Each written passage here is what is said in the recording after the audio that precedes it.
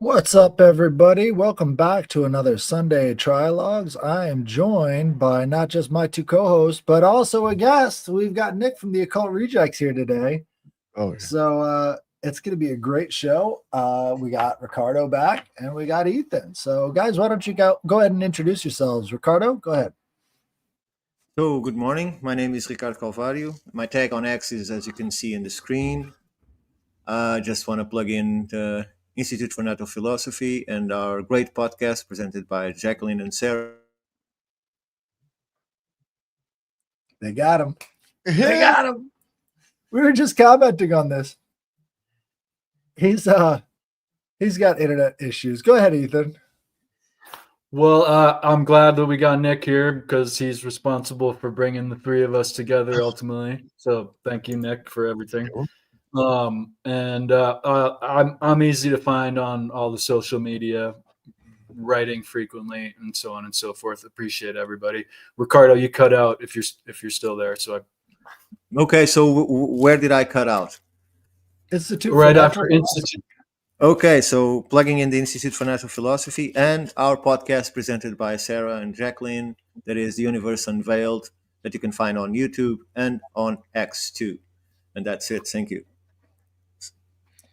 Thank you. Go ahead, Nick. Yeah, Nick from the Occult Rejects, available on BitChute, Rumble, YouTube, and all major podcasts. Thank you very much, sir.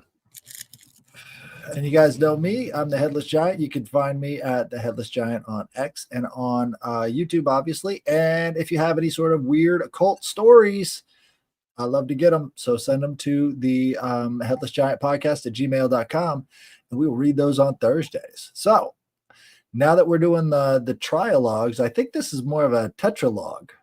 You can call it a quadrilogue, but I like tetralogue better. Who's got stuff to bring? Ethan, did you have something? I had a couple of little ideas. Please, Ricardo. No, I just want to say one thing. So to stop these issues, I'm going to move into the desk and connect by cable, so it solves the problem. there you go. Okay. So I'm going to be off for 2 minutes or something like that. Okay. I'll be right back. Well, one thing I was thinking of is the overall atmosphere that is similar to 1984, but more technological, effectively, and less severe. But one of the elements from 1984 is the memory hole, right? Where actually Winston Smith, the main character, his whole job among many of his coworkers is to rewrite and delete information. I think often that doesn't happen overtly that we see, right, pertaining to any number of conspiratorial subjects or controversial circumstances. We don't see it overtly eliminated, but it definitely is less arranged by conversation and more by algorithm, of course, right? With the social media companies kind of control over information distribution, or rather what becomes important, what goes viral. And another thing I know that everyone has noticed before, I've heard other people talking about it, but I wonder maybe we could come up with a phrase for this circumstance, but there'll be like this whole, controversial subject. When you look into Stargate, it's this whole intelligence operation, and then also now it's a renamed project with AI. So when you look into it, you get what is the topical new subject, or several different movie titles will be something that's like a hot thing that people like, you get shadow banned for talking about, or like it's this Ethan, I think I've got a good term. I've got a good term for this. So instead of memory holing, it's attention holing. They're attention holing you. And I was That's actually good. going to bring that up too. Okay. You go ahead. Yeah, no, well, there's this it's an element of the information steering that all of us see. Again, I've heard people talking about it, and the attention hole is a suitable phrase for it. Certainly, they'll literally, even like the term oligarchy, like for a while there they didn't do this fictionalization idea with it, but whenever it was said, it was in reference to a Russian rich person. Well, there's plenty of oligarchical behavior going on in the United States and elsewhere in the world besides Russia. But for quite some time, it was, if you heard that the O word, it was in reference to a wealthy Russian oligarch. Which, again, not to say that they don't exist and don't have fault in the world, but they're among the many oligarchs. So yeah, attention hole, I think, nails it. Right, but that's how language changes too. Like over time, people get attention holed into a certain way of thinking, and then pretty soon that way of thinking pretty much dies off with their generation. So, for example, the word okay, right? This was created in the 1830s, and it was from this fashion at the time where they would misspell the words by using a letter that was like the letter that began the word. So okay actually comes from the word all and correct, and so they put those together and it created okay, because they replaced the A with an O and the C with a K. I don't know why they were doing that, but it was in a newspaper article, and they had whole columns like this. It was like their gossip column was just all misspelled on purpose to create these sort of weird effects. And so all correct came out with this neutral version, which is okay. And wasn't it? I remember it was okay Yeah. for a lot of times, right? Okay. Right. What does it mean though? Like, do any of these, Right. It's one of those things where if you sit down and think about it for a second, it's just like, what is okay? What is that? And that's the question everybody asks each other too. What, are you okay? What does that even mean? It's kind of strange. But it's definitely a sign of attention holding, because, it wouldn't have taken off at all if they didn't have newspapers, and the newspaper influenced people to start using this weird version, and then something basically without any meaning has been passed on generation after generation, and lots of words are lost too. I mean, I could start naming words from the early part of the century that just don't get used anymore, like the word perfidy. Do you know what perfidy means? I've heard it before, actually. No. Is it difficult or tense? It means disloyal. So if you think about the Marine logo, it says Semper Fidelis. Perfidy is like not being loyal. So Fidelis would mean forever loyal, and then Fidelis means not loyal. It's only loyal if you're getting something back. So perfidy is kind of that interesting mix, and it's gone. Nobody even uses it or knows what it means, but it's a perfect term to go along with a lot of shit that we see in our society today. People only have loyalty based as far as what they're getting out of it.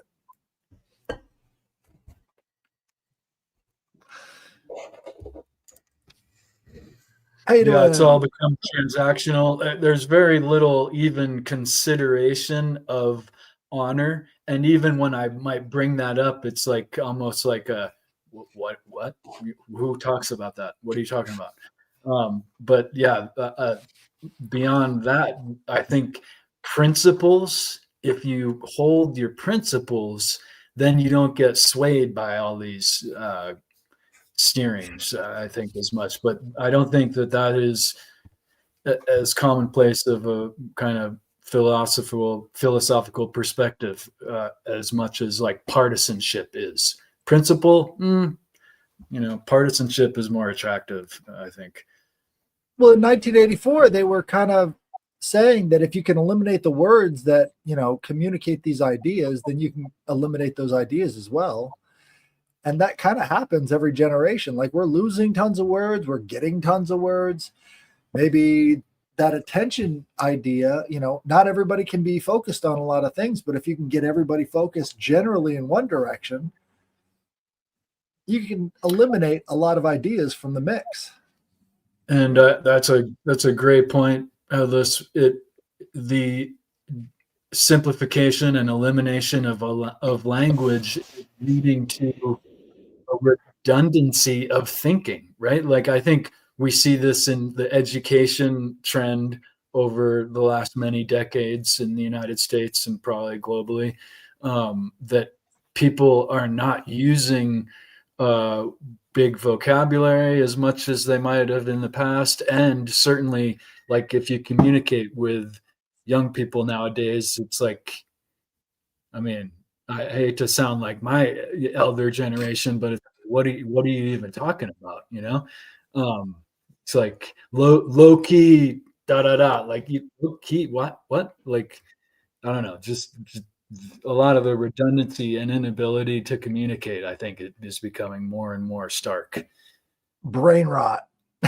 Brain rot became its own language within a year, and now kids are kind of speaking that back and forth to each other, no cap, and all that other stuff type shit, and it's just nothing but brain rot now. So it's like a whole new vocabulary, a whole new lexicon, and people are making they fun don't of say anything.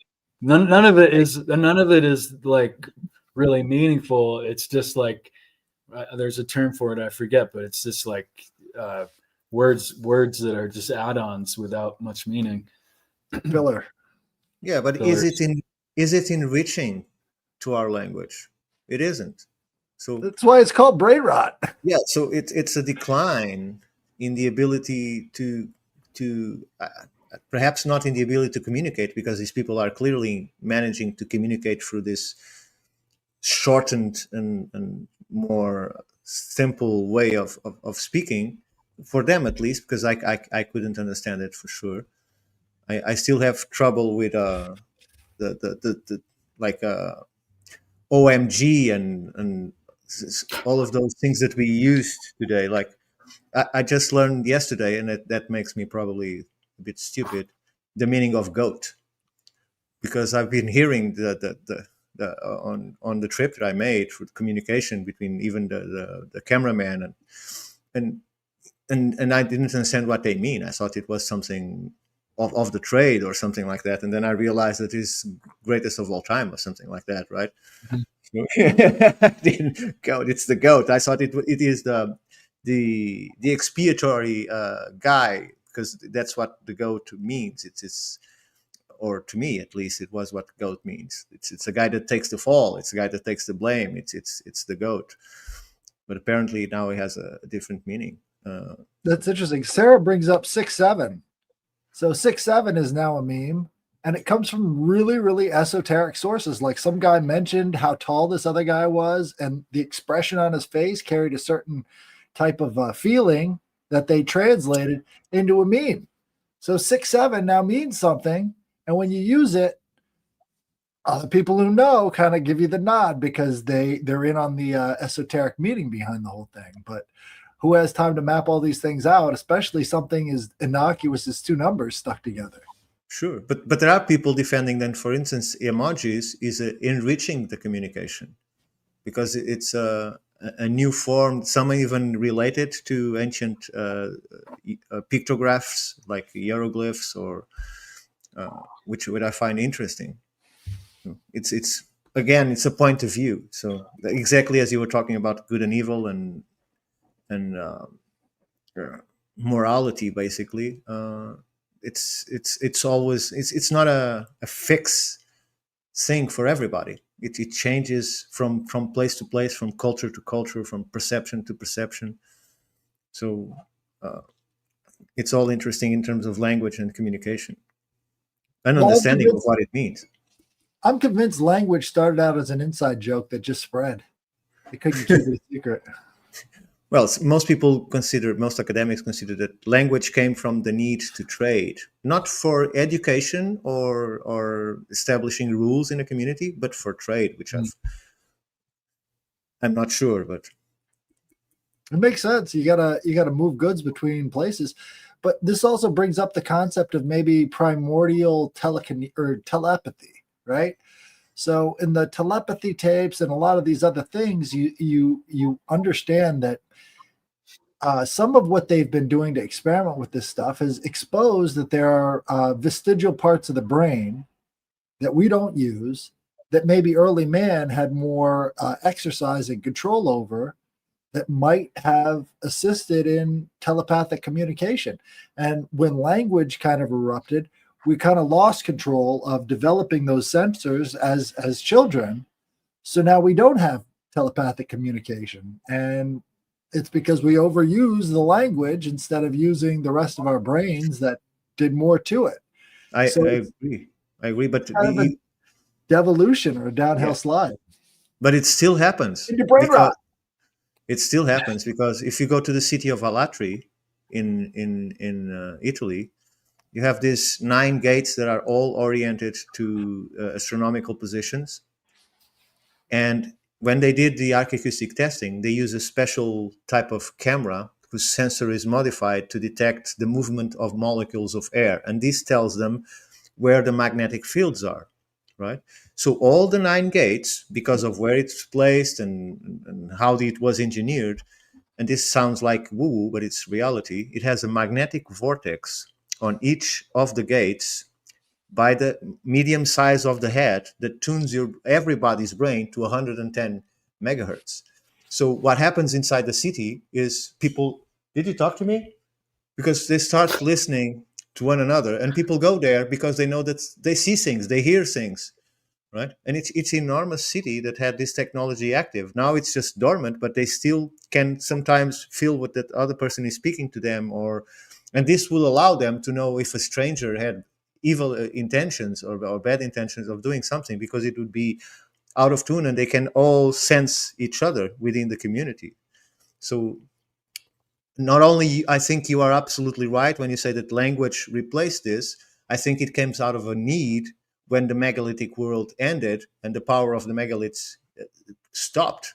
So they need a new means of communication, and so language became more and more prevalent, and they lost this. So perhaps it's not just a matter of the brain, but it's also a matter of architecture and how we establish this kind of technology. But the fact that we started using language obviously took a part. It's like when someone is right-handed and breaks his arm, has to use the left one, and he found out that the left one can do the same things with a little bit of practice, because the brain creates new neural connections, right?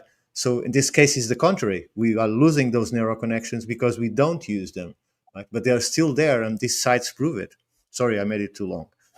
No, you're good. But I was gonna ask Nick. Nick, do you kind of see like a connection between animal telepathy and sort of what we were operating on before? So animals don't use language in the same way. Like they're not making words and stuff, but somehow they're able to communicate, and they do it pretty effectively, even across species. They kind of know what the other ones are doing if they want to communicate. And you know, No, that is I do like that idea. I have thought that before. I mean, animals don't have to really.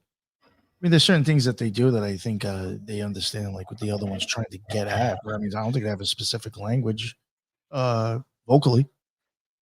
Yeah, I do wonder about thought and if humans were like that at some point, or if it's more of like just being able to read someone's energy and that's enough to understand like what you're dealing with. Or an maybe emotional component.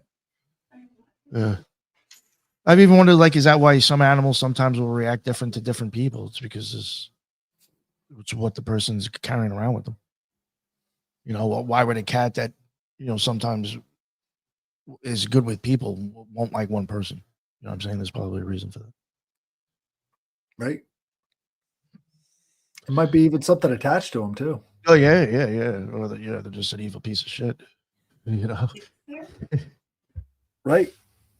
Right. Yeah, they can pick up on that shit. And I think, if humans had something like that, only more developed, right, then you could see how that would, come into telepathy. And in some ways, I think they're working on ways of activating those vestigial parts of the brain.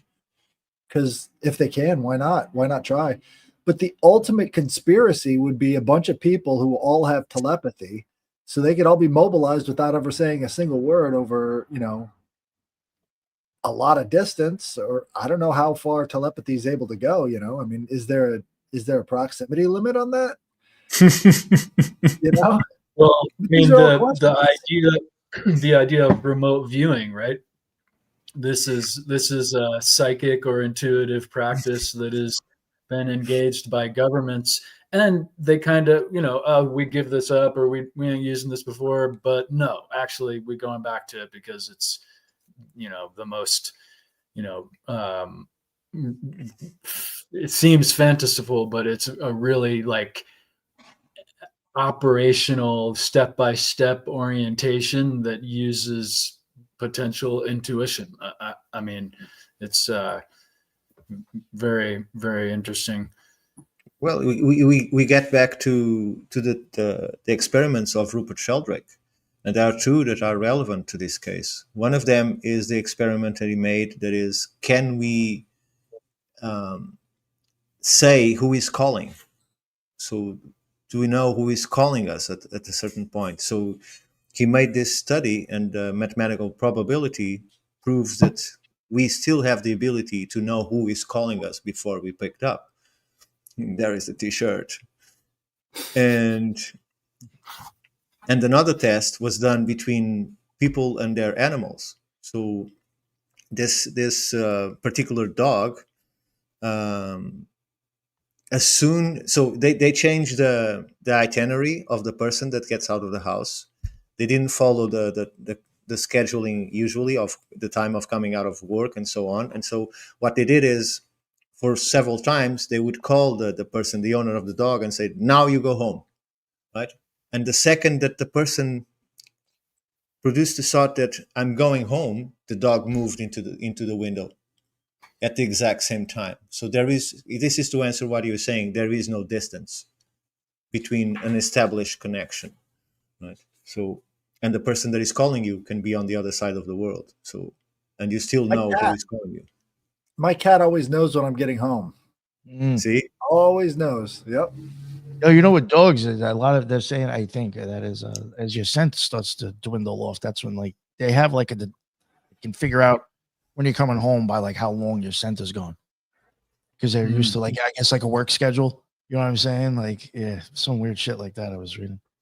Yeah, but in this case, they changed the time. It could be go out just 2 hours, or stay for more 2 hours or 3 hours after the normal hour.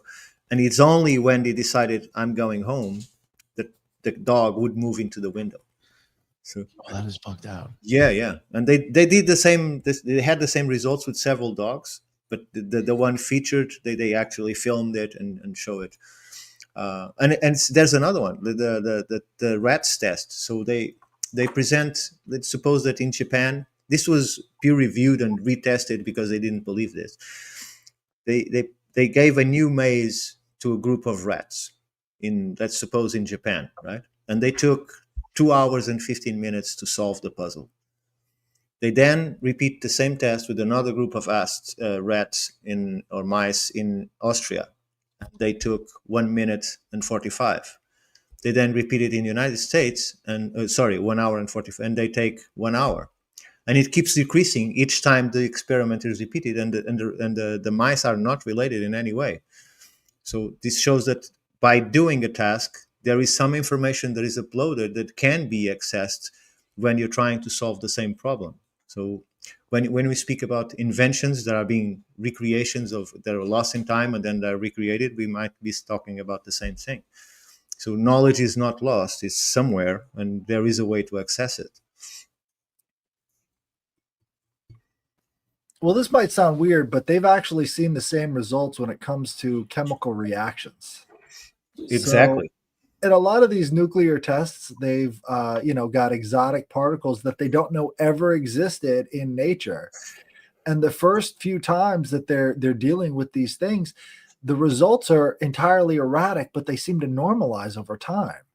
And why would chemistry, one of the most physical sciences there are, have a hard time processing, new chemical reactions? Wouldn't it all just be mathematical? Why would it have different phases or different reactions depending on how many times it's been done before? Sure, and you have the same in crystals. Each time they develop a new type of crystal, the second time they make it is quicker and quicker and quicker. So it's like the crystal matrix itself gets transferred from without having any time or space between them. And the second time they try to create the same type of crystal, it grows faster, and then it grows faster, and so on. So it happens in all, apparently, in all domains of life and matter. So Well, there that's has to be, I think there's two ways of looking at it. The first one is simulation. We're in a massive simulation, and the simulation takes time to boot up these images. And so it doesn't know what to predict yet. So the computer's just kind of figuring it out. And that's why we get this reaction. I think there's another explanation. If we live in a holographic universe where everything has this quantum entanglement to it, then when you're doing something new, the structure of the universe has to find what's going on with the substance for it to fully form and do its thing, right? So this is more of like maybe there's a subdimensional kind of a lattice work that we live in, right? That's sort of what keeps us all together. And it would be stuff like the Fibonacci sequence and, pi. These numbers have kind of merge their way into physical reality with all of these shapes that come from their algorithms. And So don't you think that the simulation and the holographic might be related to one another? oh yeah, I'm just saying if you're going to describe it, there could be two ways of looking at it, but a hologram is a natural thing, like that happens naturally. So if it's happening naturally here, I mean, maybe we exist inside of something else, but I don't think it's actually suggestive of that. But if you go to the simulation model, then the simulation model might explain that as well. But at the very least, you can get up to that holographic level and start to understand, string. Yeah, it just occurred to me while you were speaking that the holographic might be the physical representation of the simulation. The way the Right? simulation holodeck. comes into existence is holographically, right? Because you can't actually touch anything. Yeah. Anything. I'm- You can I'm press sure your you guys- fingers as much as you Yeah, want. touching it, fucking nothing actually. Nothing. It's just electromagnetics. Fucking And we're wild. mostly empty space. Have you seen the recent discussion online about lasers and people on ayahuasca? No. Have you seen this? Lasers and ayahuasca. That's Oh, interesting. seeing Go shit on. like Oh, in yeah. the, seeing codes. Yeah, like they're Deep. literally all of them. Apparently, this is the discussion anyway. That no matter who it is, when they have these two aspects come together, the drug and a laser, they're all seeing the same thing, which is very much they're describing it like the Matrix readout of the green screen production orientation of the simulation, if you will. Very, very strange. Again, I don't know if it's just whatever, but Library of the Untold says I can attest. I think he might be talking about what I'm saying. Well, that's interesting because I always suspected that lasers and hallucinogens went together, but you come from the rave scene. That's sort of the way you see the world. Oh, okay. I got that. So that's the best thing to do. Fill yourself with drugs and then go into a place with very loud music and lots of lights flashing on your eyes. I think that's very wise. experience. Something else that reminds me of the red telescopic infrared sights that were used in Vietnam. Have you guys ever heard this story? No, Yeah. go on. Supposedly, there's infrared, which means below red of the spectrum, right? And now they don't use that; they use green. It's a green in night vision. I can help you out with that, actually. So in Vietnam, what they had, has experience. Break it down. yeah, what they had was night vision picks up this I think it's ultraviolet, right? Infrared is where everything is in heat vision, and that's on the other end of the spectrum. Yeah. But they had to choose what color spectrum to have this image come through. You could have it in black and white. You could have it in, I'm sure you guys have seen the black and white night vision, but they chose to put it into green, right? The original, what they thought originally is maybe red would be better, since they use red light for everything in the Army. So if you've got flashlights, they've all got a red light filter. If you've got vehicles, they have these red light filters, because red light doesn't go very far at night. So that's what you need to use for light discipline, so you're not getting sniped at, from miles away. So I think that what they wanted to do was have the red light inside of the visors, so that they could, actually match everything else that's low light conditions. But the problem is they started freaking out with this red light in their eyes all the time. And they were seeing like demons and stuff materialize in front of this, night vision stuff. So they had to change the color spectrum over to green, which makes more sense because we could actually see more shades of green than any other color. And if you think about, evolving in the jungle, you would have more shades of green being important and significant to you as you're searching through these plants for something edible. So they went with the green color spectrum because the other one causes visions of demons and stuff. And the black and white might also, because you see our eyes become like feline eyes, because they shine a lot. They reflect the light somehow, and that might be freaky after some time, looking at someone's face with their eyes shining like they're glowing. So, and the green takes that out. Is that why they always use green in Ghost Hunting? I always thought about why they always use a green tinge. That's why they're using the green tinge, because that's what the Army started to use. Just fucking regular light, just white. Well, if you think about black and white, you've got grays in the middle, and that's where you get all the shades going between the two. But if you've got shades of green, you could actually pick up more shades of green than you can gray. So from green to black, you've got more color possibilities and more shape possibilities than you would if it was even black and white. It makes it easier to pick up shit visually. Right, more detail, at least a little bit. And plus it wouldn't wash out as easily too.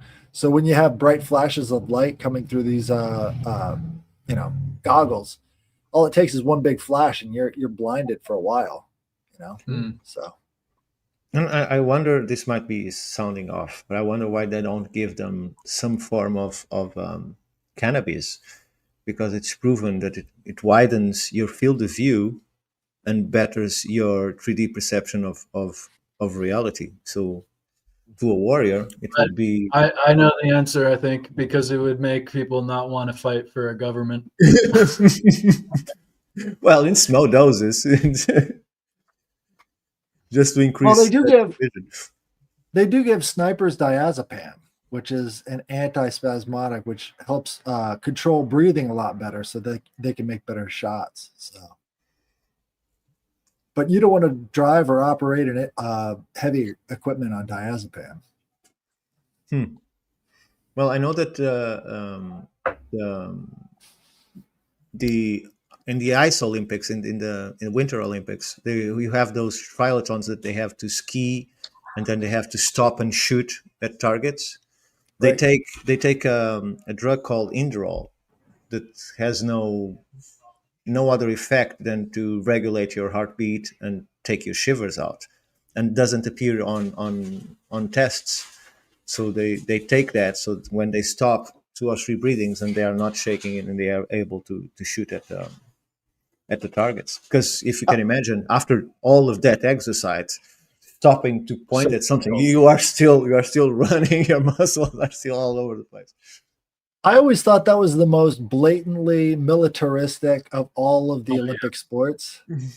Because if you think about, javelin, hammer throw, all these other things, those are ancient forms of warfare that you're watching, even doing the running, right? Having these foot races and everything. Fencing, yeah, you have sort of like the whole progression of military warfare kind of in that whole thing. And then at the very end, we've got people on skis shooting targets, which that's what they train at Fort Drum, New York, is 10th Mountain Division is all about alpine warfare, which was sort of like the final frontier in World War II. Is being able to control these mountainous summits is incredibly valuable, especially through troop movements and stuff. So yeah, I think you kind of see that whole progression playing out with all these different events. Well, And you that's how mentioned. Go on, Netin. please. Go on. No, No, please, please. please.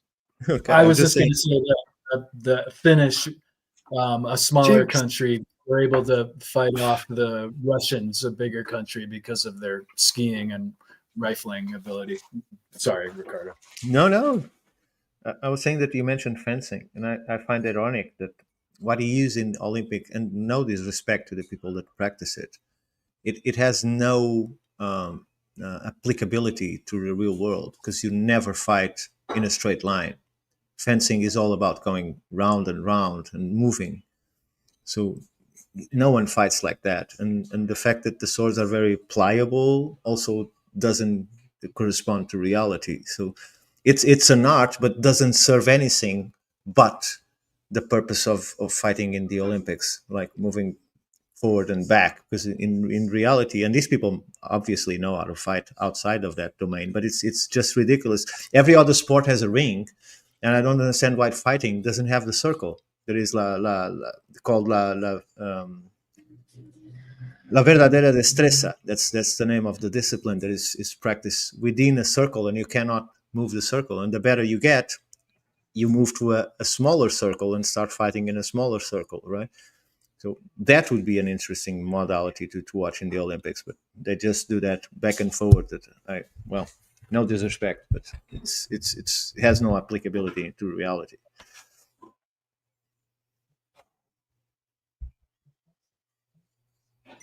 Did not know that. I'm looking I at always see, I was Bushido. like, what's the point of the I guess it being pliable, like you're saying. I was like, I guess that's so you don't hurt yourself. I just always kind of found that funny too. No, because in practice on a fencing school, you practice with what is called a floret. That Yeah, is that's it. that it's only pliable if you put it to the ground. Or you can bend it and it returns to its original position, but it's a thick metal. Oh, It's not like a thin thing like they use. Right? That's why they keep having to straighten it up when they're fighting, because it's like a little piece of foil. It's just doesn't do anything. And in practice, the suits are prepared to take the floret because the floret has a smacked end, so it's not a pointy thing, but it has hammered. The metal is hammered in the point, so it can't go through, and the suits can take it. So even slashes, so they could use it just the same. It's just the modality that they chosen to do. Perhaps it's less dangerous, but they still get hurt from time to time. I can't find anything about Bushido, but I wanted to see if they doing a fight in a straight line as well, or if they have a ring instead. No, they fight in a very wide area, right? But the modality that you see in competition is called kempo. So it's with those long cane swords, and not with the actual boken that would be similar to a katana. But the problem is a boken still kills you. Right. It doesn't stab you, but if you take with it, it's very strong wood, so it will still kill you. That's why they use those cane suits and those long cane swords that I can't remember the name right now. They're made out of bamboo too. Yeah, exactly. Those swords are Strips of bamboo all tied together. So it's like being smacked instead of being cut. But right. It's not a straight line. They can't fight in a straight line. Do you know about the most famous Japanese swordsman of all time that wrote the Book of Five Rings? Exactly. One of my favorites. He killed a guy using Musashi an Miyamoto. oar. Yeah, he killed the guy using an oar from the ship that he used to go out to the island. Well, he has a very interesting way of. He never lost. He's been in 100 and something duels, and he never lost one duel. But he had a specific way to unrest his opponent. For instance, in the case of the fight that you're talking about, was probably his greatest adversary, and he used a long sword instead of a normal katana. He used the sword that he would use on horseback. That is probably this longer than the normal sword. No, it was So 6 foot. It was a yeah, total of 6 foot. That was 6 foot of steel he was going up against. so Normally, a samurai sword is like 4, and four and a even half, yeah, then, they're incredibly hard to wield if it's your first time. Like it takes a lot of sure. strength and It's control to get it's that thing working. it's a two-sword hand. Uh, but the thing is, he always came late to the duels, and because Japan is based on respect and honoring, they would very frustrated and very upset when he got actually to the place. So they were not in full focus, right? So he used that, and that is explained in his book. And in the case of this guy, in order for upset him further, he got there 2 hours or more late, right?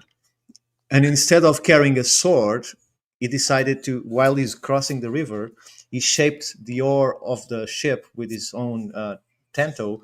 This is a small sword of the samurai. He shaped it into more or less like a sword, right? That is longer than his long sword. So he would reach him without him being able to reach. He would reach the adversary without the adversary being able to reach him. So when the fight finally starts, not only the other guy is upset because he's 2 hours plus late, he's disrespecting him by not using a sword. So he's using an oar, right? So he's even more upset. So it took some of his ability to fight, and the outreach of his oar managed for him to strike him and win the fight. Well, he also pretended he was drunk too. So the combination of drunk, obnoxious, didn't even have a sword, had this fucking piece of wood. Yeah. And so it was the first hit. He's coming in and he smacks the guy right in the middle of his head and kills him instantly. And so, I mean, it was one of the most decisive battles. And after that, it was like he couldn't go anywhere without people challenging him to a duel because it was like the most well-known swordsman ever. So You then have he to wrote figure this out book.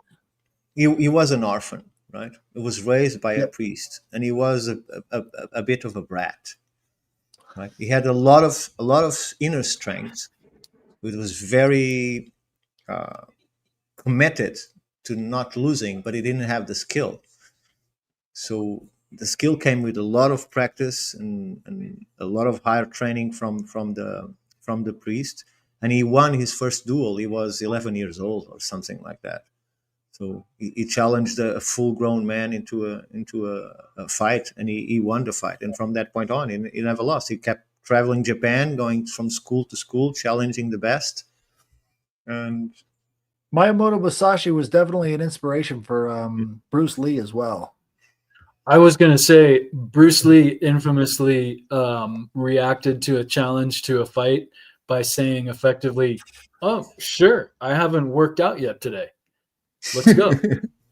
and it's almost the same psych out as like, "Oh, you want a sword fight? I'm going to show up with a staff, or in this case, just a piece of wood, and or that he knew was hardened by the elements, was hard enough to survive the elements. So he picked a good piece of wood. He knew it would work. But it's also like, wait.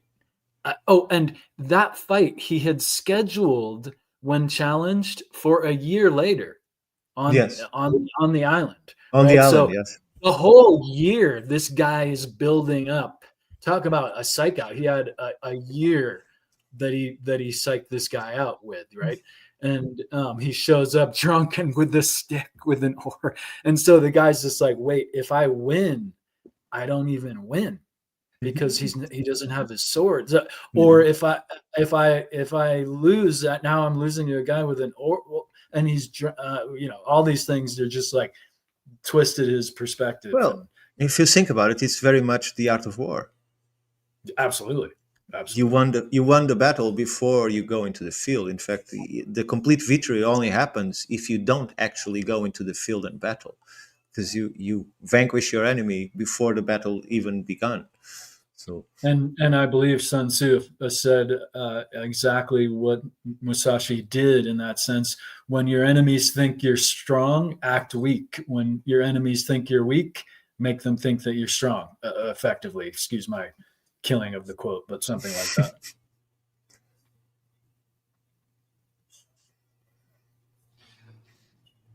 Yes, sir. So, did you? What were we? Who's next? Is it my turn? I think it's my turn. So, this kind of went back into the idea of the managed algorithm. I don't know about you guys, but ever since Charlie Kirk's death, there's been nothing but Christian bot farms in my feed. And that's it. It's like every other I've post. been is noticing Catholic that for thing. a long time. Yeah, You know why that happened? Christianity. I love Christianity, but it does is a strange form of Nick. Please. It's because you entertain the bullshit, so the bot's attached to you. It's true. Story. As soon yeah, as if you you make, don't talk about it, it doesn't come up. No, I mean, you did get caught up in that shit a bit, so I'm sure the bots saw this one's going. Let's fucking keep going with them. right? No, it's Those things it's have the been going perfect on thing. since Trump. It's just they got to find the people who are getting into it. Right. They want the conflict too. So if you put any negative comments, you're going to get 10 times more. You love it. The Yeah, algorithm. Dude, I've watched bots fight. They will even Yeah. fight with each other. One bot will fight another bot. You go look up that account and you go look up the person, you'll see like one account for them on social media. And all their family pictures have swirled faces because it's AI.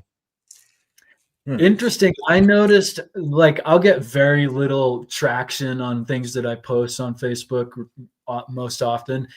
And one time I shared this meme not too long ago. It had like, what was it? The couple that got caught cheating at the some concert where they're hugging each other. And instead this meme had Trump and Epstein in this embrace. Yes, I've seen that. And the bots just came wild, and they started a whole like argument with a bunch of my friends, and I was like, no, they're bots. I have no idea where they're coming from or how the algorithm tracked this photo, which I didn't even say anything about, had no links or anything, just the photo spurred like 1,000% increase of any traction I might have had on any other post. And they were all, I would say most all were bots. It was very strange. Oh, they were all like triggered too, right? Like they act like fucking rabid people. Oh yeah. They were saying these very generality kind of things. That's how I knew they were bots. It was like, oh, Clinton something. Like, wait, what?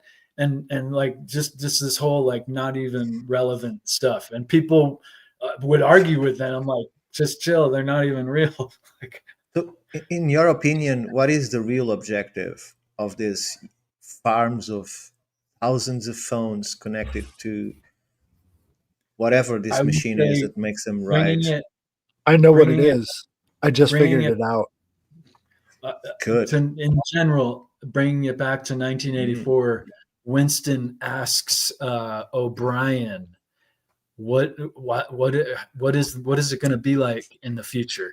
And he says, imagine a boot stomping on the human face forever. And he also says the point is power. The point of power is more power.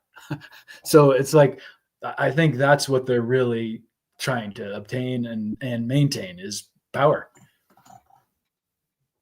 Changing of public's perception, is that what you mean? That's what I think. Yeah. All of the control of information is in order to maintain and gain power by people that are influencing the information, right? Because we live in a time where there are guys or girls doing a lot of money on Instagram, for instance, with a girl that doesn't exist. Yeah. Yep. And people Right. know it doesn't exist and still pay and Still- subscribe. And, Weird. right? Yeah. I never get any sirens until I'm podcasting. Never. Sure. But it's an emergency. So, Yeah, I guess. Atlas, you figured it out. So I'm curious to hear it. Oh yeah, go Okay. ahead. So in 1931, psychologists Winthrop and Lula Kellogg conducted a controversial experiment in which they raised their 10-month-old son Donald alongside a female chimpanzee named Gua, who was 7.5 months old at the time. The goal was to investigate how environmental influence development by treating the two infants as brother and sister and raising them identically in every way, including dressing them similarly, feeding them in high chairs, and providing the same level of care and training. The experiment lasted for 9 months, during which the Kellogg's meticulously documented their observations and conducted numerous tests on both children. Gua demonstrated remarkable physical development and outperformed Donald in many tasks such as using a spoon, cup, opening doors, and walking upright. She also imitated human behaviors like hugging, kissing, showing affection, and displayed strong comprehension of language, though she could not speak. However, the experiment was terminated on March 28, 1932, after 9 months. While the exact reasons are debated, several factors are cited. Gua was becoming stronger and exhausted from the demands of the experiment, potentially less manageable. The Kellogg's were exhausted from the demands of the experiment, and Donald began imitating Gua's chimp-like vocalizations and behaviors, raising concerns about his own development. So the human was following the ape. Right. That's why. That's why they're having all these bots, because now we've got a whole generation of kids raised by bots. What are they going to be more like when they grow up? Bots. Oh yeah, definitely, and they'll think what the bots tell them to think. It's exactly what's Think going like on. the Politics bots and tell them. bots.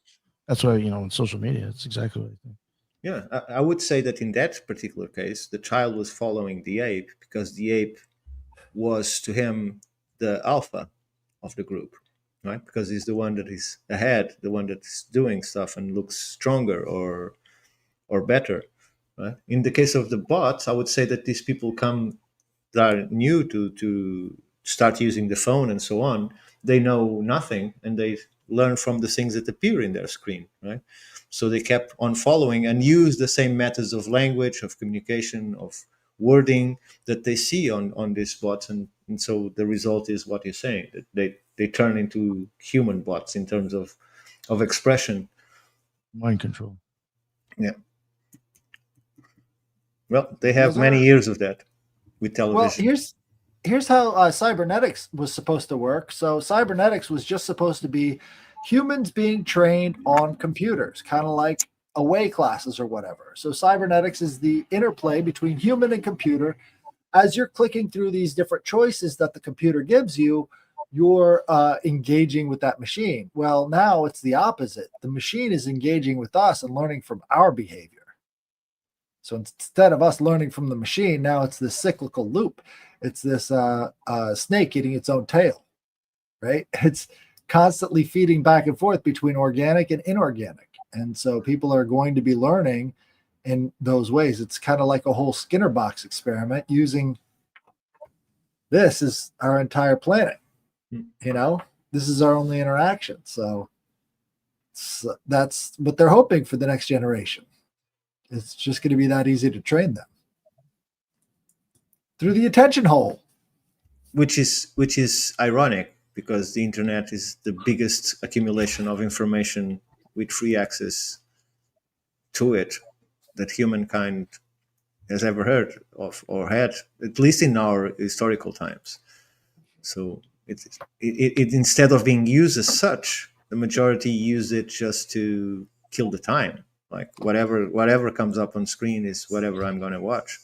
And we have the attention span problem, right? So videos that are more than 3 minutes, 3 to 5 minutes it's the ideal. And even then, most people don't watch them to the end because they're too used to keep on changing. I want something they can't keep focus, right?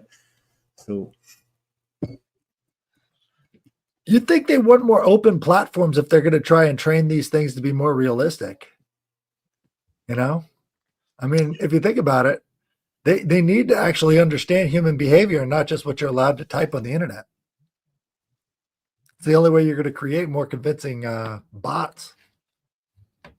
Well, I came from a time when we had documentaries of 6 hours, and we still said, "Oh, it already ended. I wanted more information." But now it's just 30 seconds. Next, I got it. Next, right? And most of it is just publical figures. It's not even information. It's just stuff that doesn't teach you anything, but to imitate this body language that these people use, and it's a complete mind fuckery to young people, because they act, and it's like when they started with the how do you call the music videos, the thing that they have the choreographies, and they showed how they dress and how they move and how they act. And now you have all of these people that have problems with the hands, because musicians seem like they are brain damaged and they speak with the hands in a very weird way, and people find it's cool to speak the same way, right? I've seen that in impaired children, unfortunately, but now it's a common way of expressing yourself, which I find funny. I like the way you put that. So, Nick, did you have a topic you wanted to discuss? Anything on the top of your mind? No, that's why I was like, oh, I really didn't even have anything. Unfortunately, I mean, just not to talk about the shit that I'm working on, but that's like the only thing I've been doing. So it's like the only shit in my head. Well, really. what's your latest project? Fucking doing like 3 at the same time. I did finish one, and I finished one, and I'm prepared, and I'm doing it on a show Tuesday for Mike and Dave's. I'm doing Vampire Lore, but just to keep it real, and it'd probably be a different show anyway. But it's like sometimes when I cover topics or go on other people's shows, even on my own, I don't get through all my notes. So I recorded the show, my whole thing, and did that as well, just in case when I cover it on these other people's shows, it doesn't either I don't get finished or just whatever. So like I'm doing that, and I'm going to drop that for Halloween. Then I was working on stuff for the UU show tomorrow. I mean, I have that done, but I need to go over and kind of like it's 70 pages. Obviously, I'm not going to be able to cover that in the show, so I'm going to have to go through it and actually pick which herbs I want to use on the show. I did that recently, and working Giordano Bruno, I'm working on. So yeah, it's a lot of shit. But the vampire lore and the incense stuff. The incense and the what it affects on the cranial nerves and your nervous system. That's a bug out topic. Yeah. I will say about that. It's even like it really, in a couple of ways, it's just it really does reiterate things that I've said before. One, like I do think a lot of stuff is woo-woo, and when you start looking at a lot of what these herbs will do if they're ingested or if the oil is put on you or if you inhale them, even like certain things that they go along with spells would almost even give you that feeling that you've just accomplished that. And like I have always said before, like I guess depending on like what you're trying to do in magic. Let's say I'm like making a candle. I mean, I'm gonna keep it easy. I'm doing candle magic, and I'm doing it to change myself. And let's say I'm doing it to change somebody else. Would those herbs maybe actually be used to burn those so you change yourself and feel better and get your mind clear and try to do what you're trying to do, and opposed to somebody who's trying to use it to obtain something and change the will of the world around them? I again would say that's probably the difference between white magic and black magic. I know it's simple and it's going against herbs, but like maybe that's used to change you and not actually used to try to change the world around you. Good point, but in essence, you do both, because if you change the perspective of the individual, then they're going to be making different choices. Yeah, I know, but it's like when you start justifying that, it's like, well, it's okay for me to be a fascist because I want everybody to believe what I want to believe. I'm not down with that either. People don't like the shit that comes out of my mouth. They don't believe me. I don't care. I don't get angry. I don't go rant. I don't go fucking create spaces over it. It is what it is. If I start pushing that shit, I'm a fascist and a black magic magician. Right. If I keep badgering people to tell them to think the way I think, it starts becoming that. And that's not my deal. All the non-touch healing that I have experienced always begins like with essentially, do I have your permission to work with your energetic being, right? So that non-permission kind of thing, it lends to what you're saying. It's like, oh, you can't impede that, you know? Yeah, that's why I look at my shit as putting out information. If you want to listen to it, take it for granted. I mean, take heed to it, go for it. If you don't, Yeah. I don't give a fuck what some avatar on the internet means, honestly. Just keeping it real. You know what I'm saying? It could be a bot. Yeah, probably not even an avatar. That's giving them too much glory. Yeah. No, but it's just, certain things between that and the crystals, which that's even worse. That's a even more detailed shit. But I don't know if I want to put them both together in a book. The crystals is impressive, but I think if it was you to look at it in a different way, I do think it's impressive though. Like with some of them, you want to keep it real, just colors of crystals. You look at them long enough, the color can affect you.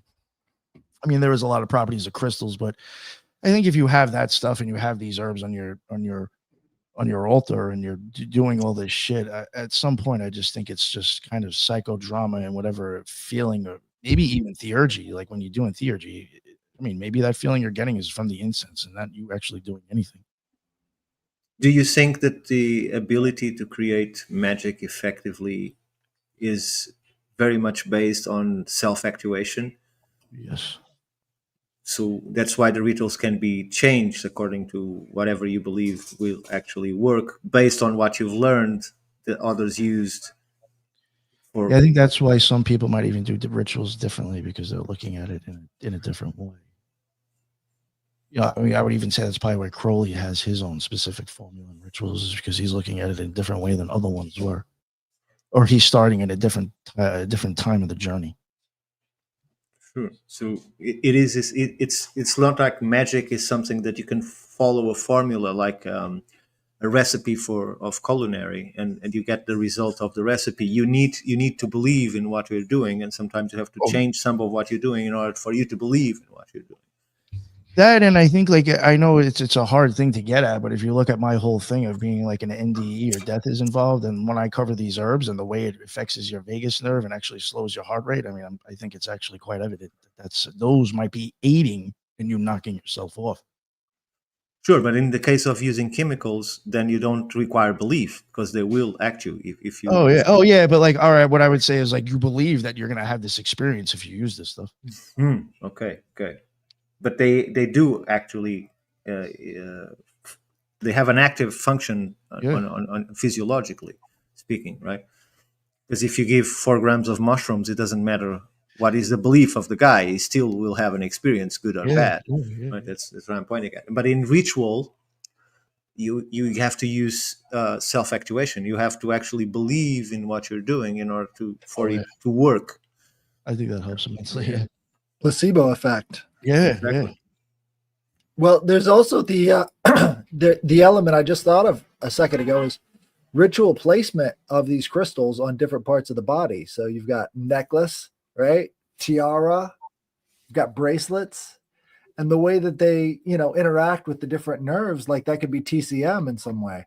I know that the Otzi, the Iceman, he had Chinese style tattoos on different meridians of his body. So where we put these gemstones in relationship to our bodies actually could be from some sort of science looking at this energy source. That's very interesting, because Otzi is not only a rare case on terms of conservation and how old he is, because it's from 3000 BC, 3000 something BC, is the fact that he was carrying very valuable items for the time, like his axe, and he had a pouch of herbs that were that had physiological effects by healing, or whatever you want to call it. And he was killed on the back. He had an arrow that almost came through his heart, right? And whoever killed him went to him, took the shaft out, left the arrow, right, and didn't rob him. So it's considered to be the first hate crime in recorded history, because he wasn't robbed. He kept all his in fact, he was crawling through the snow, because all of his items, he was taking off his items, trying to reach surviving. He was dying anyway, but he crawled for a long time and left his belongings through that trail of snow. So when they found him and kept looking, he found all his stuff behind him on this trail that was marked by the falling snow that eventually buried and conserved him. So I find that very interesting. And he had a highly poisoning of arsenic. He was going to die anyway. He wasn't going to live longer unless he was able to, with his herbs, to eliminate the chemical poisoning that he was suffering. So, and probably got that because his axe, although was made of copper and not bronze, was 30% better metal than if it was just copper because of the elements that it has mixed. Then probably he was the one creating those stuff. He was the one melting it and pouring into the mold to create his own axe. All of that, I think, Otzi is a case that has much more to tell than just a guy well conserved in the snow. Right. And that's how they know it was Chinese medicine tattoos on the outside of his body, is because of the broken bones that he had that these things were related to. So these were actually used in coordination to try and stimulate healing of this broken bone that he had.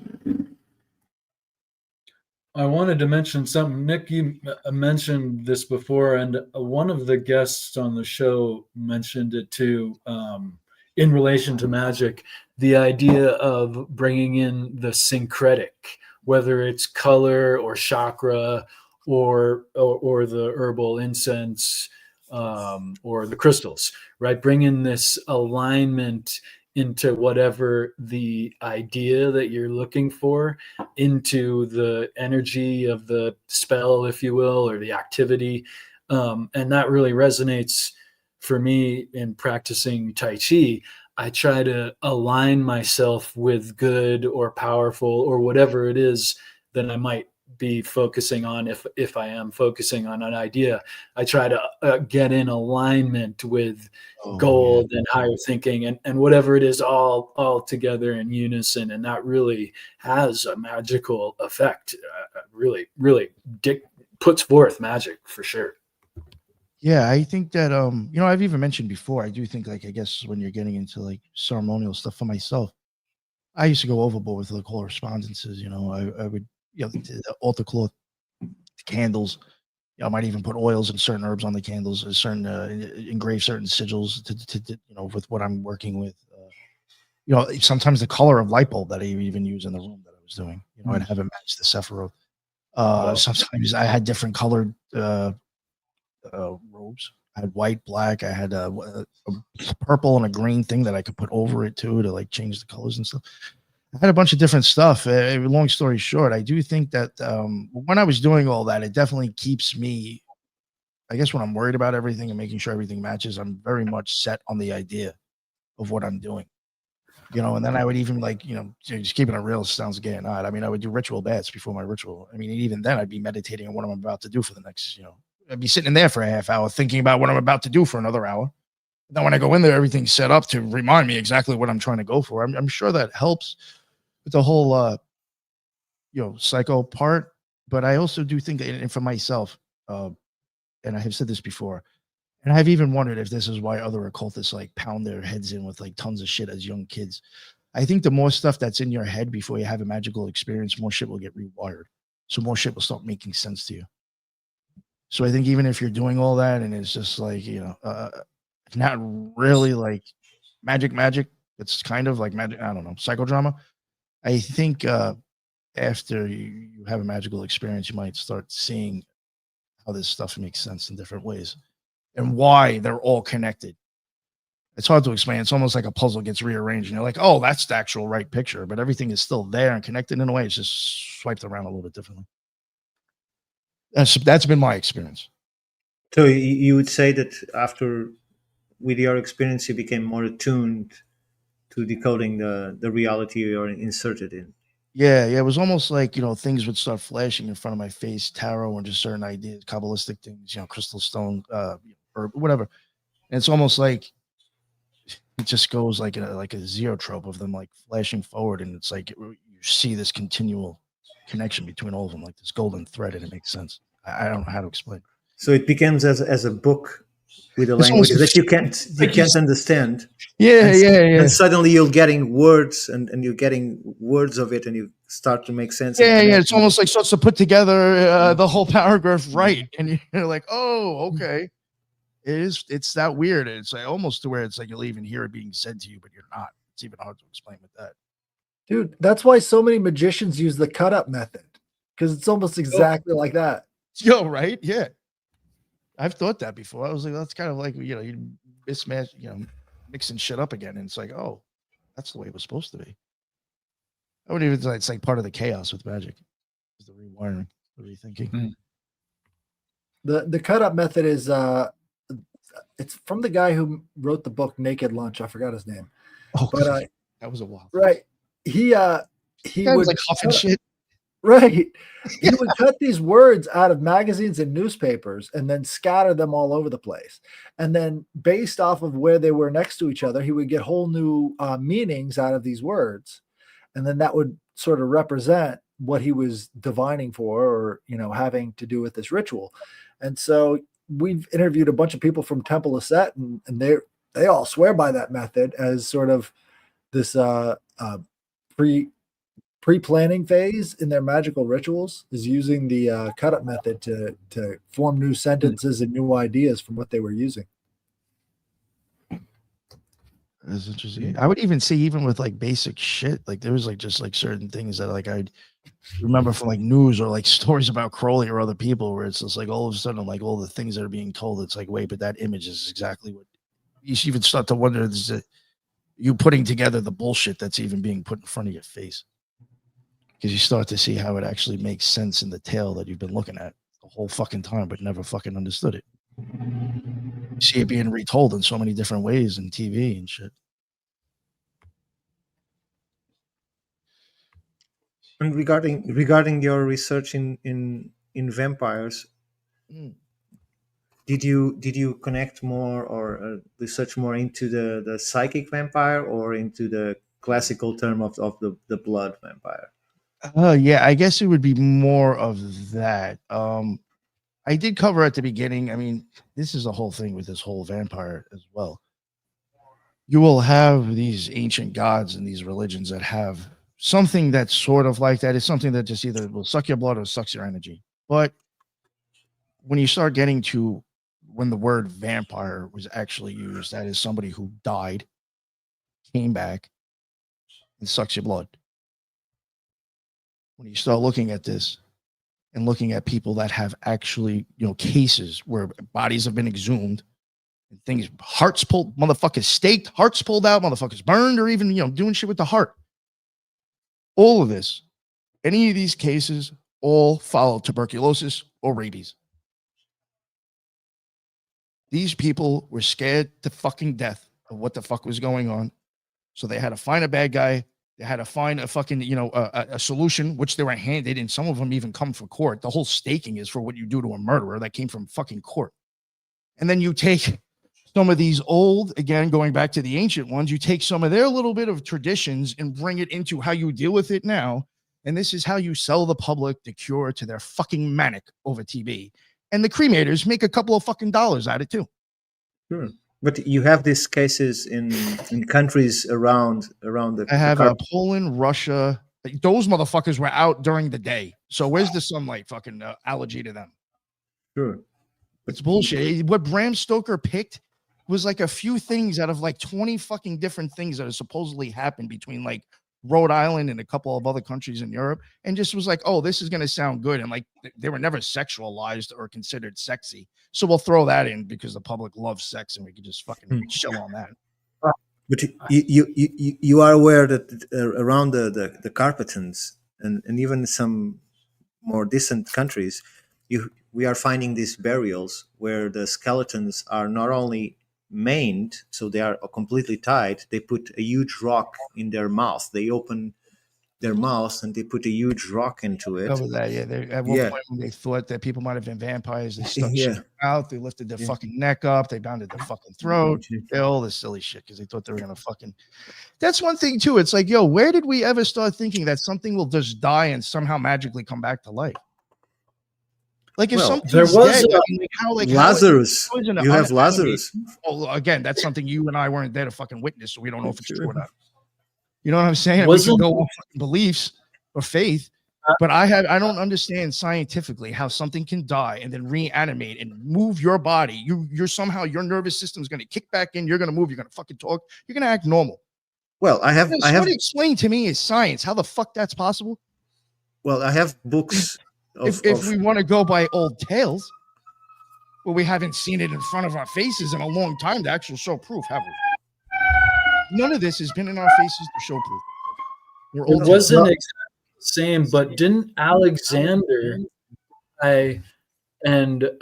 he was still alive, and I forget what actual People can be buried when they're not dead. I cover that. That does it's different, but I think Alexander was kind of in a stasis where he was alive but basically dying, and so they thought he was dead, and he stayed in a condition that was not depictive of a dead person for quite a long time, but he actually had this disease that kept him basically dead, immobile, but almost like maybe he might wake up. I forget what the disease was, but it was even just something that people kind of got fanciful about. Catholicism. Just real quick, Ricardo. Just real quick. Sorry. I did add this in there. There was, I forgot the name of it. It was a pellagra or something like that. That was even common in certain areas, and the side effect of that would actually be scaly, flaky skin, and sensitivity to the sun. So I mean, like you're even taking things that are fucking problems from other issues and adding it to a vampire and Dracula. Right. That goes back to Vlad the Impaler. He never fucking died and he never sucked blood. How the fuck are we making sense of that? Well, they put that on story. Yeah, they put that because of the stakes. Because he killed those people on the stakes and it took time to die and it was very gory. Yeah. Also body theft. So somebody stole his body and they went to exhume it and it wasn't there. So they've had problems in that region with body theft a lot. And but that was the early years of medicine, and they were stealing bodies to open them up and study them and all of that kind of stuff. But think about a few years ago, Ricardo. People who were scared of people who got the shot started coming up with ideas that they're fucking flaking and they're going to get other people sick because they're fucking scared. What's the difference? Whoa, yeah, exactly the same thing. But come on. You have this belief from Christians that when the bodies did not decay, right? For instance, there is this convent of Carmel in Lisbon, where they have these bodies that people didn't decay, and the hair is still growing, and the nails are still growing to this day, and they have 300 years or 400 years old, right? And they consider them saints. But in the past, they could, instead of considering them saints, they probably looked at, this guy still raises up in night and goes about, and is the reason why we have these situations. Right? I covered the hair and nails thing. I'm not saying this is your situation because there are times when that happens, and if you look at it, I do think there was a thing I was going to cover with these monks that would, to my opinion, they were experiencing magic. They're separating their soul from the body, and when they do eventually die, their bodies like fucking maintain like for so long before they. But besides that, I did even cover back in the day, you didn't know that when someone dies, they may shrivel. So their nail beds will go back, which makes their nails look like they grow longer. And when their skin fucking sucks in, their hair might look like it grew a little bit longer. So and they didn't know that rigor mortis goes away after a while. So when they're opening up these corpses, it looks like they grew hair. Their nail beds are back and they're not rigid anymore. Oh, they're a vampire. Yeah. In this case, in the monastery, the hair is actually huge. No, I believe that. It's huge.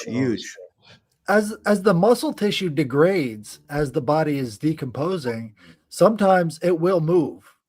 Yeah. So that's enough for me to terrify the fuck out of me. If with a dead body, and it starts to jolt and stuff. Man, dude, that's Look, horrific, you know? we had a situation in the 90s where this famous musician was on tour in Portugal, and he was sleeping on the back of a van. So they had a huge accident, right? And he was projected through the metal, through the side of the van into the outside, and he was declared dead. But his wife never believed he was actually dead. So she managed by court to get a permit to take the coffin out, right? Because she didn't believe the guy was dead. And once they opened the coffin, it was all scratched. The body was all shriveled. So the guy woke up 3 days or 4 days later inside of the coffin under the earth, because in Portugal they bury people very quickly. They don't wait the 48 hours or something like that. 24 hours later they could be cremated or already underground. Imagine you weren't dead and you got cremated. Yeah, it's just insane. It's just insane. So after that happened, they increased the period because it was a national scandal, right? So they increased the period because the guy suffered the coffin was really all marked and so on. So it can happen. People can be declared dead and they wake up 4 or 5 days later. Yeah. There was things I even mentioned in there, how like people were known for that would happen. And sometimes you'd even see that they'd start eating their arms and shit. Yeah, so they thought like that's a vampire or something. You know, I don't know. Well, the books that I have on the current schools and churches of vampires, they all try to focus people into psychic vampirism. Oh yeah. And consensual. So they will try to get you 2 or 3 followers, and they allow you to suck that energy. But again, is a self-actuation thing, because you believe you are a vampire. There's nothing in there to tell you that you actually are one. So that's a good point. I'm glad you brought this up. There was even something I mentioned that in some area they believe that during, like, if it wanted to come into your house, it would turn into, I don't know if it was like a needle, a hay, or a feather, and just go through your doorknob. So I'm like, so where's the permission this one needs? Yes. Come on. You know, it's 12 o'clock during the day. The guy has no problems with the sun, and he just, goes right through your keyhole. This guy must be top dog. Well, I think the problem with the sun is more like folklore than actual lore among people that believe they are vampires. Although, if you relate, and you study this for sure in your paper, the condition that makes you iron deficient also makes you sensitive to the sun.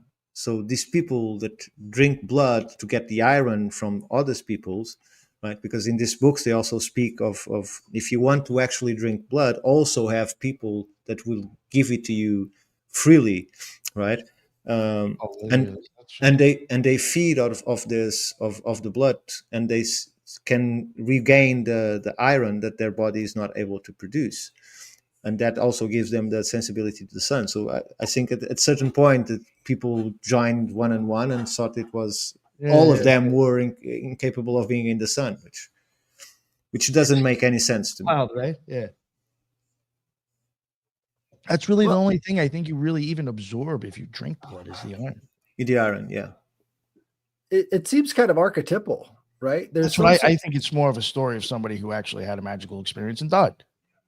Look, I of the many special people that I met in my journey, there is this fellow, this doctor. He's all 80-something years old, and he was talking about this ritual where they kill the bull when you're baptized as a soldier, and you're placed beneath the altar. And when they slaughter the throat of the bull, you're bathed in the bull's blood, right? The Torabolium.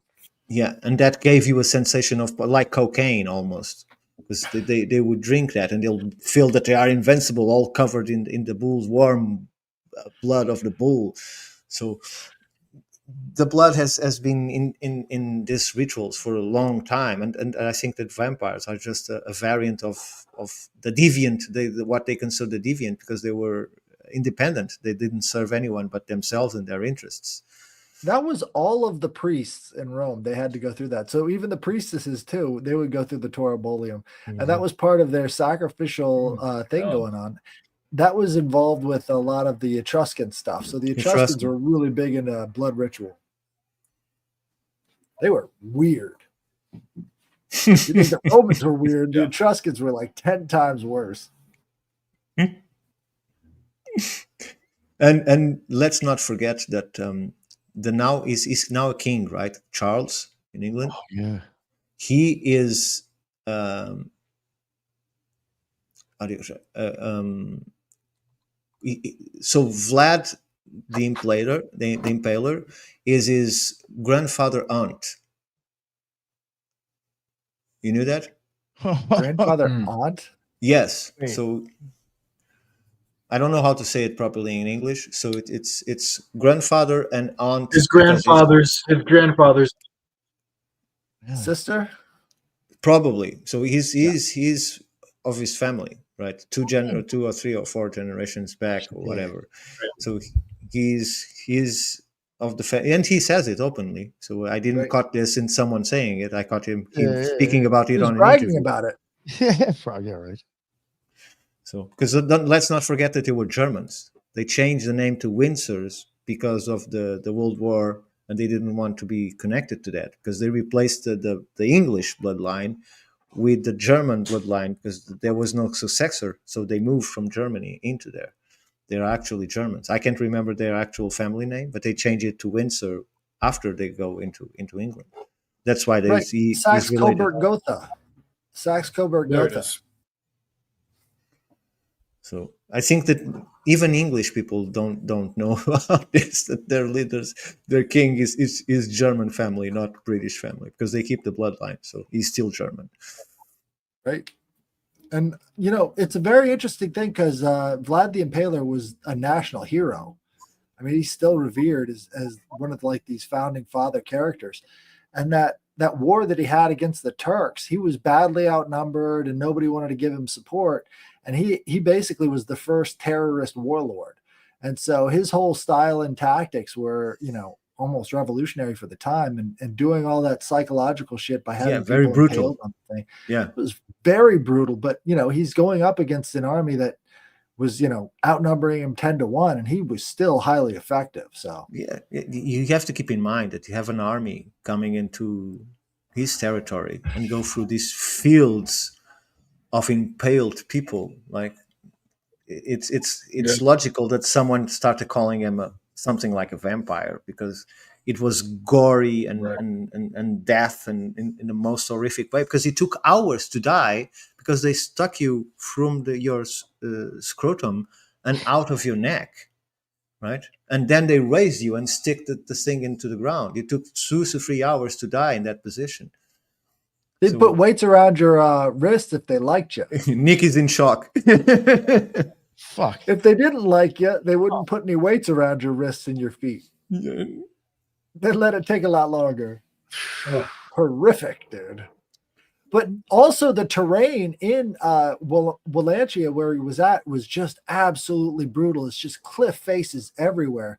So the style of warfare that they were engaged in was mostly like siege warfare, and they were just trying to starve each other out and all the rest of this stuff. So having them have to fight throughout these bodies that are, basically the most horrific thing you've ever seen is just not going to make a very happy soldier. I'll tell you what.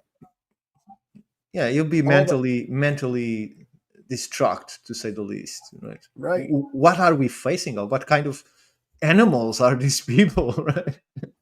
Absolutely cruel and vicious, it was but yeah, you could see where the whole New World Order gets its motivation.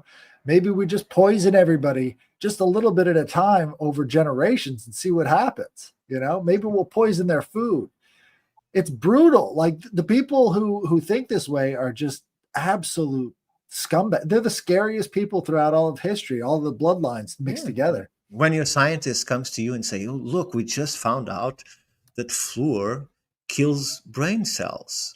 So I think we should remove it." Remove it? No. Put it in the water of the system so they get dumb and dumb people obey quicker. So that's the kind of mentality we had from the people ruling the world. Viciously competitive against everybody, including us, they're competing against us on some level. So they want to make us stupid and everything else. And we're kind of the last target because they've run out of stuff to do overseas. They're out of money. So now's the time to really attack us mentally. Don't forget the words that I got from the culture representative in Portugal from the government. That is, and after I've been rejected so many times in different places, I finally got to the ultimate instance to see if I was approved in my project. And she told me, you have to understand this. Our interest is not to increase the population's knowledge, but to decrease it. Right? Jeez. And the same person would come by chance, was the one who gave the speech when my twins changed school and went to the secondary. She was the one giving the speech of how important is education and culture for creating the world of tomorrow. That's the same person. Okay, so what more can I tell you? The bureaucracy makes these evil people think that they can just brainwash everybody. Unbelievable. But they are not that I was thinking about their actions. The idea They don't need to be. in relation to actual, like the biological parasitism that is the vampire idea and the psychic energetic parasitism that there is in that.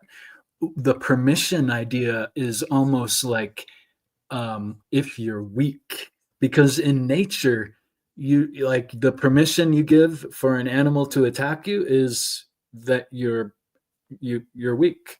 You're not grounded. Same thing with psychic attacks.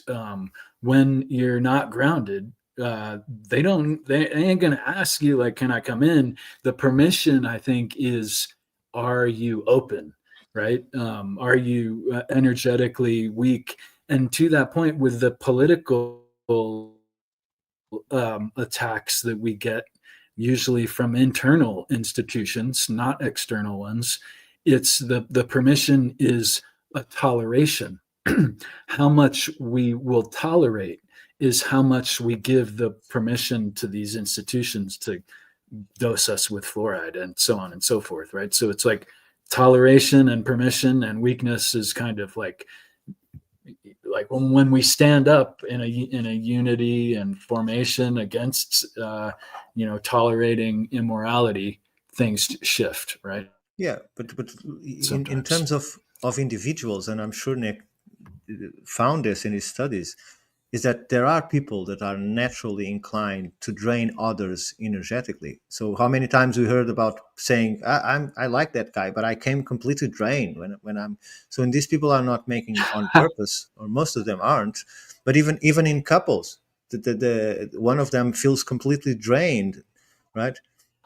Because there's people that are actually inclined, instead of having a uniform field, they constantly feed of other people's field. So they put other people, make them weaker or drain or headaches or whatever you want to call it. It happens. There are people that are naturally inclined to drain other people's energy.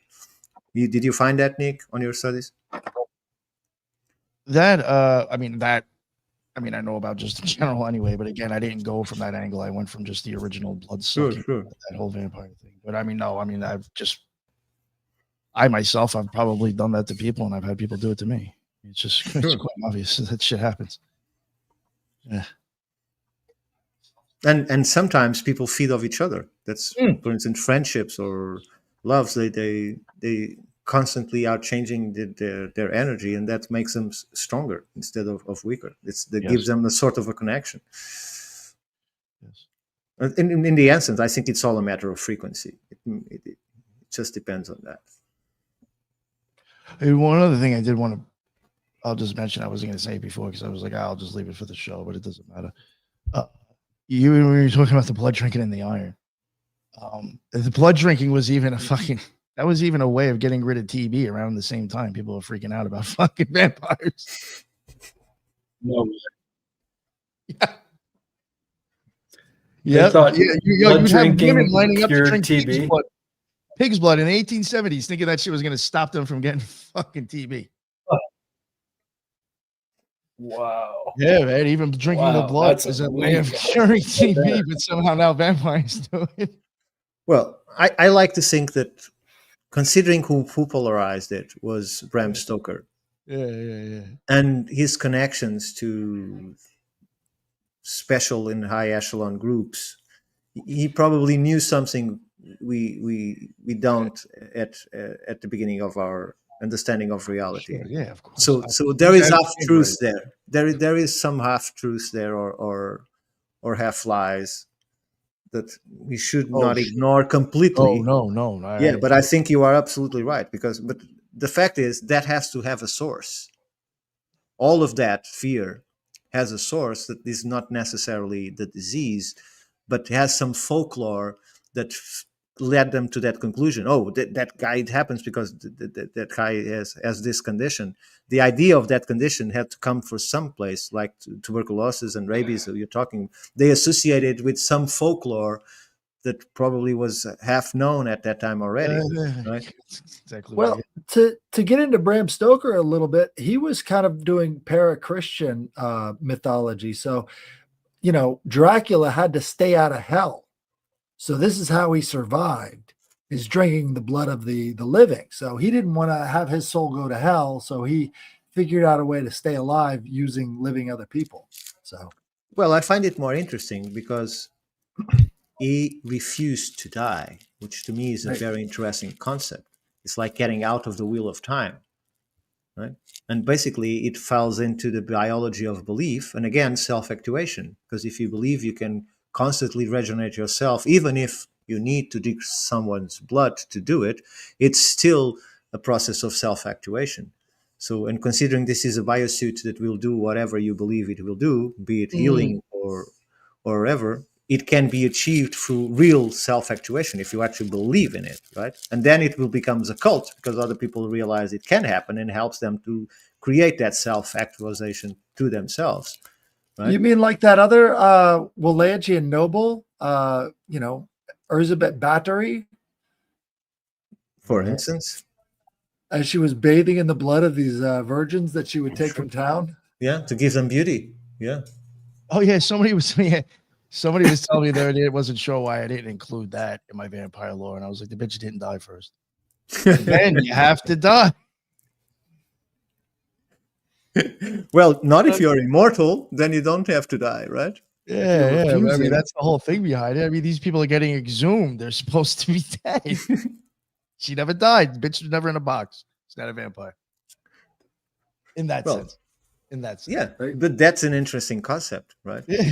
Because most of them that probably believe themselves vampires have never died, and that's one of the reasons they are considered to be, right? You could say that Saint Germain was taught in the art of becoming a vampire, right? See, him, I would say, might be closer to a real one than other. Yeah, because if you see the Vampire Diary, the one with Tom Cruise, right? You are shown that vampires were very charismatic people, very knowledgeable. They speak very languages. Yeah. So it's like the old saying that says the devil is not wise because it's the devil. The devil is wise because he's very old, right? So he learned a lot. Since the beginning of time. So Satan is probably the first vampire in history because he's the first one not to die, right? I like that. Oh, fucking Satan!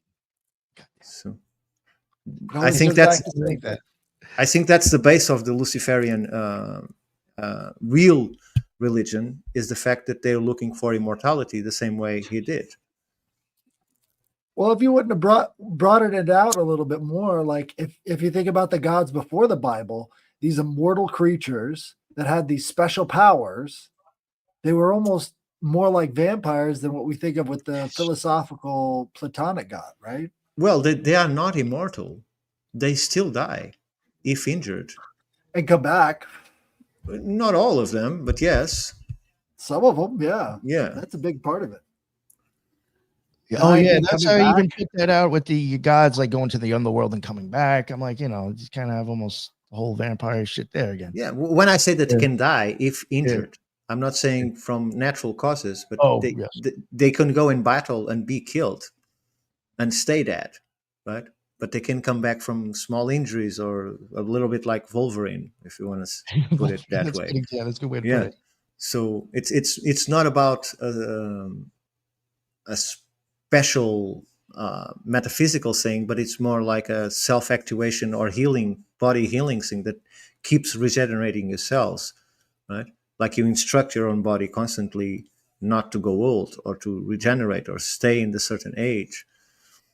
So Like a Eucharist of sorts. yes, Come on. I had to go there. so vampirism can be applied much more widely than just to the narrow Right. that Bram Stoker all made us look into. Yes. That's what I mean about half truths, because I think this is a much broader subject than just focused to a creature that raises from a coffin and drinks people's blood. That's a simplifying version, and Yeah. the folklore associated with it. So I even think I covered like one thing called the Upri or whatever. It's very close to vampire. Like that wasn't sucking your blood; it was an energetic one. You know what I'm saying? Like even most of like I think like what you're getting at. I mean, it leaves out the whole energetic sense, which is where I think a lot of that's kind of explained with the older gods and stuff. Sure, and Nick, supporting your thesis, you have the case of this bat that has those permanent teeth and causes rabies very often, right? So that's the associations of this guy is biting other people. And You know, it's funny. I didn't even go into the whole bat thing because I didn't want to make it look like I was really laying into it. But like even the whole thing, it's like, oh, this motherfucker turns into a bat and then back into a person. It's like, yeah, but the bat comes from that. The fact that specific bat with the rabies and drinks, everything. Yeah, maybe drinks the blood of I animals. should edit in a 5-minute edit on that. You Yeah, got and propagates rabies. So it I increases. never COVID. realized the whole rabies and bat thing, but I Yeah. And COVID. fuck. Yo, what was they saying? The people were thinking motherfuckers are flaking and you're gonna get fucking sick from them. It's the fuck same shit. As I was doing it, I was like, yo, this sounds like COVID. It's so strange, man. Yeah, like on If both you- sides, the shit people thought they had to do, fucking stay alive or not catch something on both sides. if you really branch out with all of the vampire symbolism that you can imagine, it almost permeates every layer of society. Just a little bit. Yeah. It's Well, a lot fucking of werewolf strange. stories probably do, you know. Even start looking at werewolves, I'm sure you'd see. I was even thinking about that, but Well, corruption feeds itself from the public, so it's a kind of vampirism in itself. Think about when you're at a haunted house, right? You get all of these batteries that drain out immediately. Well, people experience that effect too. You could be walking through one of these places, and then all of a sudden you get hit and you lose all of your energy. You just feel like you need to pass out. Well, I can tell you a very curious thing to probably to end the show. That one of the places that I can't say where I was when I was in my trip, I visit a place where they say that the Sasquatch uses a portal to leave that area of the country, right? And I was right in the middle of the portal, and I filmed all around me. I took pictures, and then I noticed there is this megalith that is tumbled instead of being erected. And I went there. There's a hole.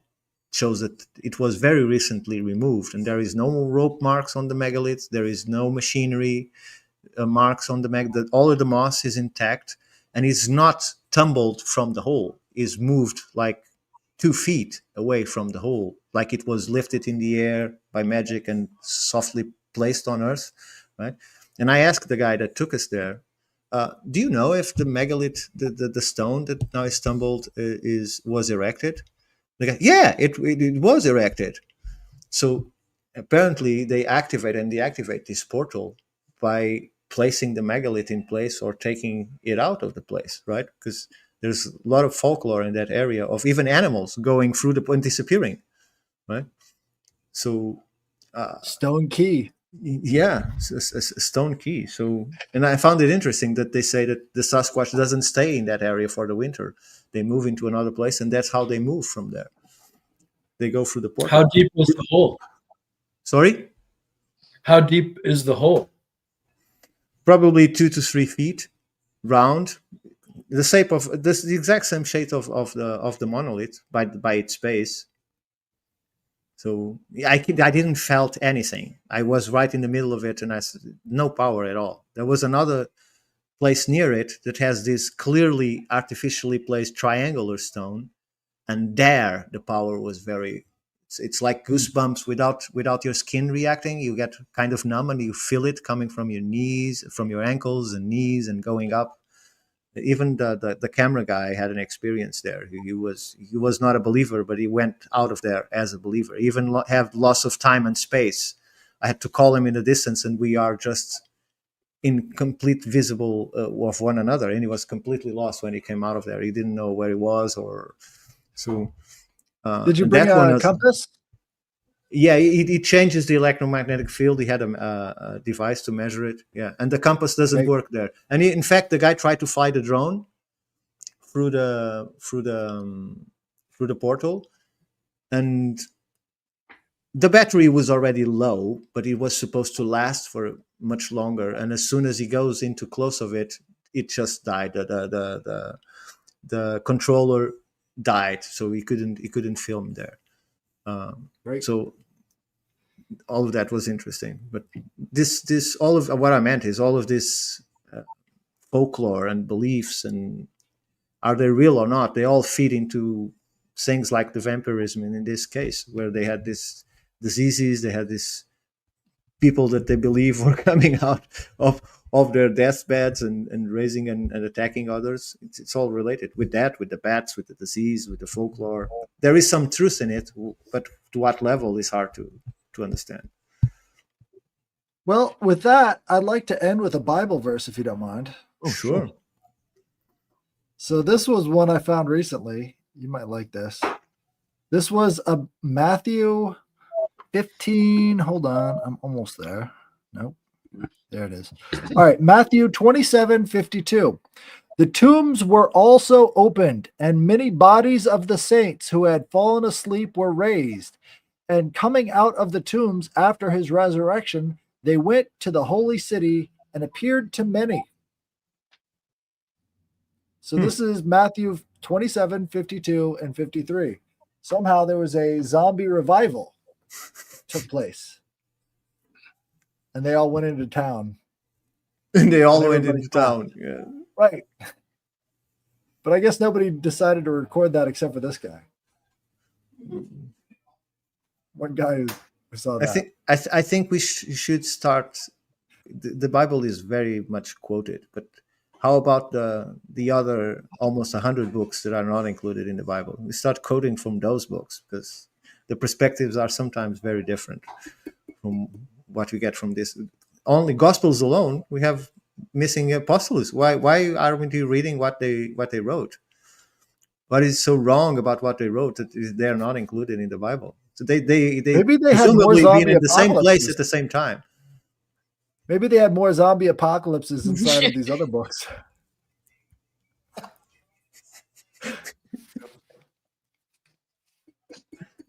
Zombie apocalypse.